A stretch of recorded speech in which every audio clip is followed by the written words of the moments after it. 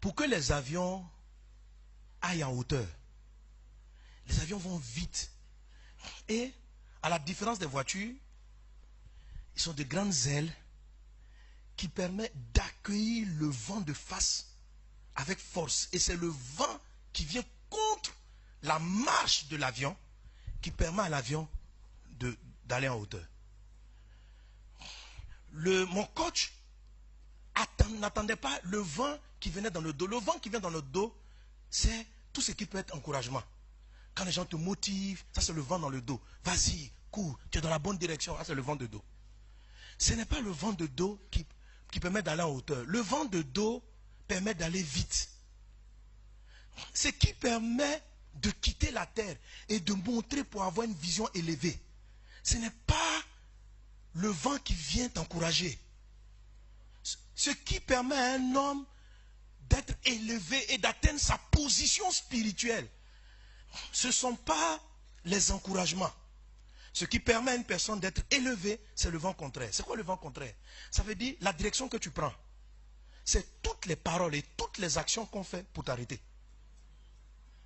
Ce qui vient pour t'arrêter est ce qui va te faire aller en hauteur.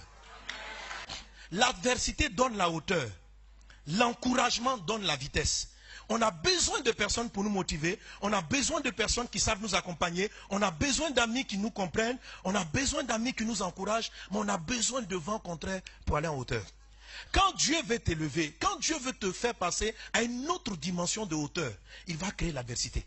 Il va permettre le vent contraire. Tu as besoin du vent contraire pour t'élever. Qu'il en soit ainsi, ou bien tu ne veux pas le vent contraire. Moi je vous dis, aimez vos ennemis. Amen.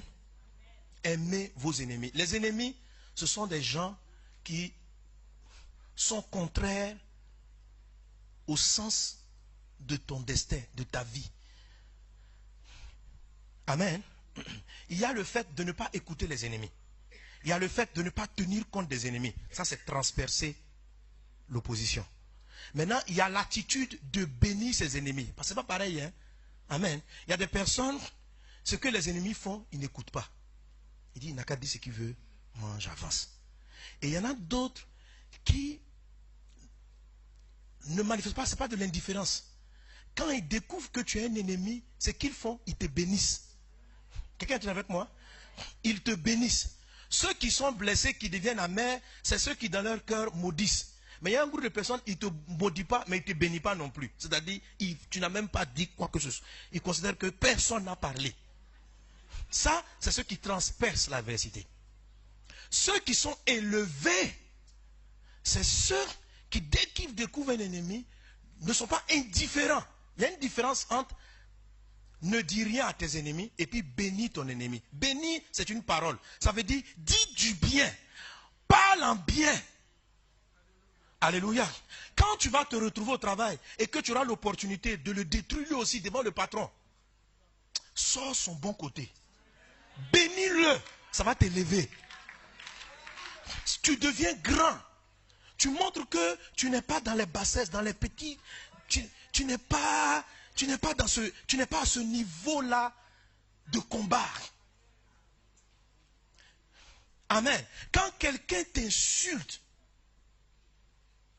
tu lui dis de bonnes paroles. Tu peux ne pas l'écouter. Ça, c'est transpercé. C'est une bonne chose, ça ne te fait pas avancer. Au moins, tu continues d'avancer. Mais si tu veux connaître la hauteur, fais mieux que ne pas écouter. Il faut le bénir.